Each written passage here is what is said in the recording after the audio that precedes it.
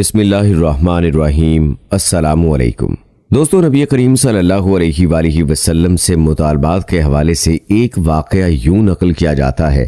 کہ ایک دن مشرکین نے آپ صلی اللہ علیہ وآلہ وسلم سے کہا، اگر آپ واقعی نبی ہیں تو ان پہاڑوں کو ہٹا دیجئے جن کی وجہ سے ہمارا شہر تنگ ہو رہا ہے، تاکہ ہماری آبادیاں پھیل کر بس جائیں، اور اپنے رب سے کہہ کر ایسی نہریں جاری کرا دیں جیسی شام اور عراق میں ہیں، اور آپ ہمارے باپ داداؤں کو دوبارہ زندہ کرا کے دکھائیں، اور ان دوبارہ زندہ ہونے والوں میں قسی بن قلاب ضرور ہو، اس لیے کہ وہ نہایت دانا اور عقل مند بزرگ تھا۔ ہم اسے پوچھیں گے، آپ جو کچھ کہتے ہیں سچ ہے یا جھوٹ؟ اگر ہمارے ان بزرگوں نے آپ کی تصدیق کر دی اور آپ صلی اللہ علیہ وآلہ وسلم نے ہمارے یہ مطالبے پورے کر دیے تو ہم آپ کی نبوت کا اقرار کر لیں گے اور جان لیں گے کہ آپ واقعی اللہ کی طرف سے بھیجے ہوئے ہیں۔ اللہ تعالیٰ نے آپ کو ہماری طرف رسول بنا کر بھیجا ہے، جیسا کہ آپ دعویٰ کرتے ہیں۔ دوستو، کہتے ہیں کہ ان کی یہ باتیں سن کر نبی کریم صلی اللہ علیہ وآلہ وسلم نے ارشاد فرمایا، مجھے ان باتوں کے لیے تمہاری طرف رسول بنا کر نہیں بھیجا گیا، بلکہ میں تو اس مقصد کے لیے بھیجا گیا ہوں کہ ایک اللہ کی عبادت کرو۔ دوستو، کہتے ہیں ایک مشرک کہنے لگا، آپ اسی طرح کھانا کھاتے ہیں جس طرح ہم کھاتے ہیں، اسی طرح بازاروں میں چلتے ہیں جس طرح ہم چلتے ہیں، ہماری طرح ہی زندگی کی ضروریات پوری کرتے ہیں، لہٰذا آپ کو کیا حق ہے کہ نبی کہہ کر خود کو نمایاں کریں؟ اور یہ کہ آپ کے ساتھ کوئی فرشتہ کیوں نہیں اترا جو آپ کی تصدیق کرتا؟ اس پر اللہ تعالیٰ نے سورہ فرقان کی 7ویں آیت نازل فرمائی، جس کا ترجمہ یہ ہے، اور یہ کافر لوگ رسول اللہ صلی اللہ علیہ وآلہ وسلم کی نسبت یوں کہتے ہیں کہ اس رسول کو کیا ہو گیا ہے کہ وہ ہماری طرح کھانا کھاتا ہے اور بازاروں میں چلتا پھرتا ہے، اس کے ساتھ کوئی فرشتہ کیوں نہیں بھیجا گیا کہ وہ اس کے ساتھ رہ کر ڈرایا کرتا، اس کے پاس غیب سے کوئی خزانہ آ پڑتا، یا اس کے پاس کوئی غیبی باغ ہوتا جس سے یہ کھایا کرتا۔ اور ایمان لانے والوں سے یہ ظالم لوگ یہ بھی کہتے ہیں کہ تم تو ایک بے عقل آدمی کی راہ پر چل رہے ہو۔ اور دوستو، اس کے بعد جب مشرکین نے یہ کہا کہ اللہ تعالیٰ کی ذات اس سے بہت بلند ہے کہ وہ ہم ہی میں سے ایک بندے کو رسول بنا کر بھیجے، تو اس پر اللہ تعالیٰ نے سورہ یونس کی آیت نازل فرمائی، جس کا ترجمہ یہ ہے، کیا ان مکہ کے لوگوں کو اس بات سے تعجب ہوا کہ ہم نے ان میں سے ایک شخص کے پاس وحی بھیج دی کہ سب آدمیوں کو اللہ کے احکامات کے خلاف چلنے پر ڈرائیں، اور جو ایمان لے آئے انہیں خوشخبری سنا دیں کہ انہیں اپنے رب کے پاس پہنچ کر پورا رتبہ ملے گا۔ پیارے دوستو، جب کوئی انسان کسی بات کو ماننا نہ چاہے تو پھر وہ لاکھ طرح کی حجتیں کیا کرتا ہے، اور اس کی ایک ہر بات پر ایک ہی رٹ ہوا کرتی ہے کہ میں نہ مانوں۔ اور یہی حال ان مشرکین مکہ کا تھا کہ وہ آپ صلی اللہ علیہ وآلہ وسلم سے طرح طرح کی حجتیں کرتے تھے، اور اللہ تعالیٰ نے اپنے محبوب، اپنے حبیب سرور کونین صلی اللہ علیہ وآلہ وسلم پر کی جانے والی حجتوں کا جواب قرآن پاک کی صورت میں نازل فرمایا ہے۔ دوستو، کہتے ہیں کہ اس کے بعد ان لوگوں نے آپ صلی اللہ علیہ وآلہ وسلم سے کہا، ہم پر آسمان کے ٹکڑے ٹکڑے کر کے گرا دو، جیسا کہ تمہارا دعویٰ ہے کہ تمہارا رب جو چاہے کر سکتا ہے۔ ہمیں معلوم ہوا ہے کہ تم جس رحمان کا ذکر کرتے ہو وہ رحمان یمامہ کا ایک شخص ہے، وہ تمہیں یہ باتیں سکھاتا ہے۔ ہم لوگ اللہ کی قسم کبھی رحمان پر ایمان نہیں لائیں گے۔ یاد رہے کہ یہاں رحمان سے ان لوگوں کی مراد یمامہ کے ایک یہودی کاہن سے تھی، نعوذ باللہ۔ مشرکین گویا کہ نبی کریم صلی اللہ علیہ وآلہ وسلم اور اللہ تعالیٰ کا اس حد تک مذاق بنانے کی کوشش کرتے تھے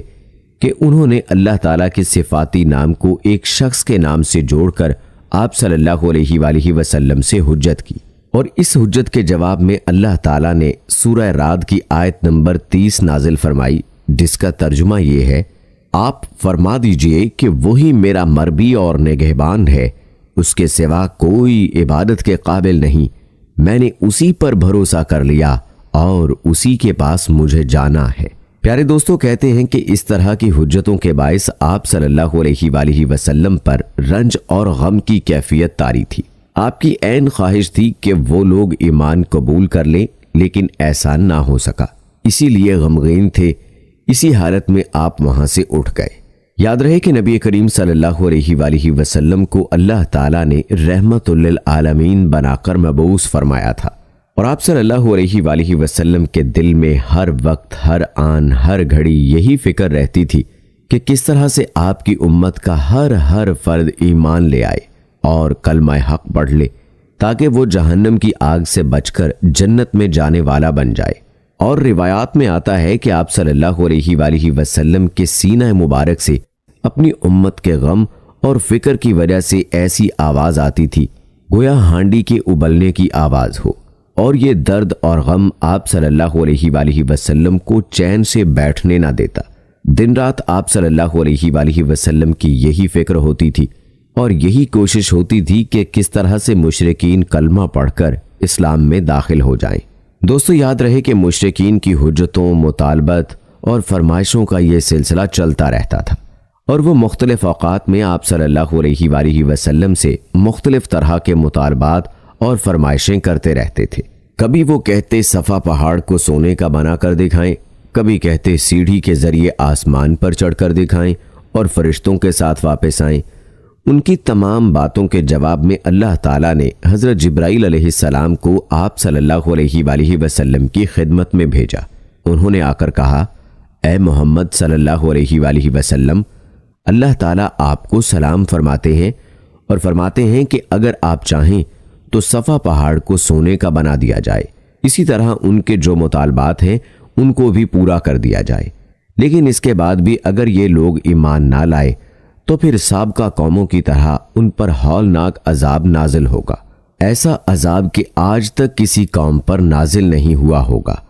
اور اگر آپ ایسا نہیں چاہتے تو میں ان پر رحمت اور توبہ کا دروازہ کھلا رکھوں گا۔ یہ سن کر آپ صلی اللہ علیہ وآلہ وسلم نے عرض کیا، باری تعالیٰ آپ اپنی رحمت اور توبہ کا دروازہ کھلا رکھیں۔ دراصل دوستو آپ صلی اللہ علیہ وآلہ وسلم جانتے تھے کہ قریش کے یہ مطالبات جہالت کی بنیاد پر ہیں، کیونکہ یہ لوگ رسولوں کو بھیجنے کی حکمت کو نہیں جانتے تھے۔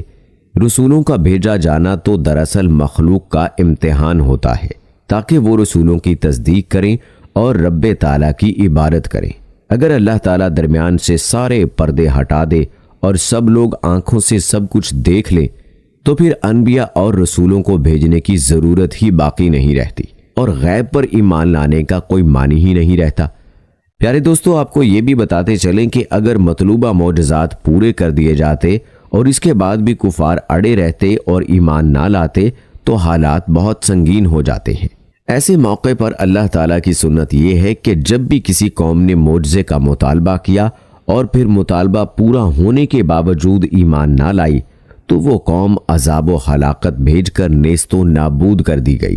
لہٰذا اگر مطالبہ پورا کر دیا جاتا تو عذاب کا آ جانا یقینی تھا، کیونکہ کفار کا مطالبہ ان کے انکار کا ایک بہانہ تھا۔ مطالبہ پورا ہونے کے باوجود بھی انہوں نے ایمان نہ لانا تھا، اس لیے ان کا مطالبہ پورا نہیں کیا گیا، کیونکہ اللہ تعالیٰ کا ارادہ نبی صلی اللہ علیہ وآلہ وسلم کی امت کو محفوظ رکھنا تھا۔ اور دوستو یاد رہے کہ مشرکین مکہ یہ مطالبات اور فرمائشیں بھی گزشتہ قوموں کے ان لوگوں کے مطالبات سے مشابہت رکھتے تھے جو اپنے وقت کے نبی کو پریشان کرنے کے لیے اور آزمائش میں ڈالنے کے لیے ایسے مطالبات کرتے تھے، حالانکہ ان کا نبی کو ماننے اور اس پر ایمان لانے کا کوئی ارادہ نہ ہوتا تھا۔ جیسا کہ حضرت صالح علیہ السلام کی قوم نے مطالبہ کیا تھا کہ پہاڑی سے گابھن اونٹنی نکل آئے تو ہم آپ پر اور اللہ پر ایمان لے آئیں گے، لیکن اللہ تعالیٰ کے معجزے کو دیکھنے کے بعد بھی وہ لوگ نہ تو اللہ پر ایمان لائے اور نہ ہی اللہ کے نبی پر، بلکہ انہوں نے اس اونٹنی کو قتل کیا اور پھر اللہ کے عذاب کے مستحق ہوئے۔ تو دوستو یاد رہے کہ مشرکین مکہ کے جن مطالبات اور ان کی جن فرمائشوں کا ہم ذکر کر رہے ہیں یہ بھی بالکل انہی لوگوں کی فرمائشوں کی طرح ہیں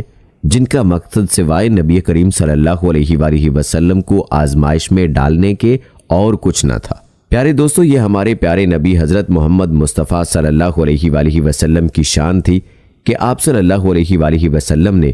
ہمیشہ ظلم کا بدلہ بھی احسان کے ساتھ دیا۔ آپ صلی اللہ علیہ وآلہ وسلم مشرکین کے ظلم و ستم بھی سہتے رہے اور ان کی ہر طرح کی باتوں کو بھی برداشت کرتے رہے، لیکن بہت کم مواقع ایسے ہیں کہ جب مشرکین کی جانب سے حد سے تجاوز ہوا تو نبی صلی اللہ علیہ وآلہ وسلم نے بد دعا فرمائی، ورنہ آپ صلی اللہ علیہ وآلہ وسلم نے ہمیشہ مشرکین کی غلطیوں اور کوتاہیوں پر درگزر کا معاملہ فرمایا ہے۔ حضرت عبداللہ بن مسعود رضی اللہ تعالی عنہ بیان کرتے ہیں کہ گویا میں حضور نبی اکرم صلی اللہ علیہ وآلہ وسلم کو اس حال میں دیکھ رہا ہوں جبکہ آپ صلی اللہ علیہ وآلہ وسلم انبیاء کرام میں سے کسی نبی کا ذکر فرما رہے تھے جنہیں ان کی قوم نے مار مار کر لہو لہان کر دیا تھا، اور وہ اپنے پر نور چہرے سے خون صاف کرتے ہوئے فرماتے جاتے تھے، اے اللہ میری قوم کو بخش دے کیونکہ یہ لوگ مجھے نہیں پہچانتے۔ دوستو قربان جائیں نبی کریم صلی اللہ علیہ وآلہ وسلم کی شفقت پر، ایسا شفیق نبی کہ جس نے پتھر کا جواب پھولوں سے دیا اور ہمیشہ اپنی امت کے لیے دعائیں ہی فرماتے رہے اور اپنی امت کے لیے کبھی بد دعا نہ فرمائی۔ مشرکین اپنی نادانی کی وجہ سے آپ صلی اللہ علیہ وآلہ وسلم کو پریشان کرنے اور آپ صلی اللہ علیہ وآلہ وسلم کو آزمائش میں ڈالنے کے لیے آپ صلی اللہ علیہ وآلہ وسلم سے الٹے پلٹے سوالات کرتے، طرح طرح سے کوششیں کرتے کہ آپ صلی اللہ علیہ وآلہ وسلم کو کسی طریقے سے کمزور کریں اور آپ صلی اللہ علیہ وآلہ وسلم کی ذات کو کسی امتحان میں ڈالیں۔ لیکن یاد رہے کہ جس کے ساتھ اللہ ہو تو پھر کس کی مجال کہ وہ اس ہستی کو امتحان میں ڈال سکے۔ دوستو یاد رہے کہ مشرکین اپنے طور پر تو ایسے سوالات اور مطالبات تو کرتے ہی تھے، لیکن تاریخ میں ایسے واقعات بھی موجود ہیں کہ وہ نبی کریم صلی اللہ علیہ وآلہ وسلم کو امتحان میں ڈالنے کے لیے یہودیوں سے بھی مدد طلب کرتے رہے ہیں۔ ہم اپنی اگلی ویڈیو میں آپ کو اسی نوعیت کا واقعہ بتانے والے ہیں کہ جس میں مشرکین نے یہودیوں سے مطالبہ کیا کہ وہ اس معاملے میں ان کی مدد کریں، اور یہودیوں کے علماء نے مشرکین کو 3 سوال دیے اور کہا کہ ان کا جواب نبی کریم صلی اللہ علیہ وآلہ وسلم سے پوچھو، وہ اگر سچے ہوئے تو ان سوالوں کا جواب دے پائیں گے ورنہ نہیں دے سکیں گے۔ یہ 3 سوالات کیا تھے اور نبی کریم صلی اللہ علیہ وآلہ وسلم نے ان کے کیا جوابات عرض فرمائے، جاننے کے لیے آپ نے ہماری اگلی ویڈیو ضرور دیکھنی ہے۔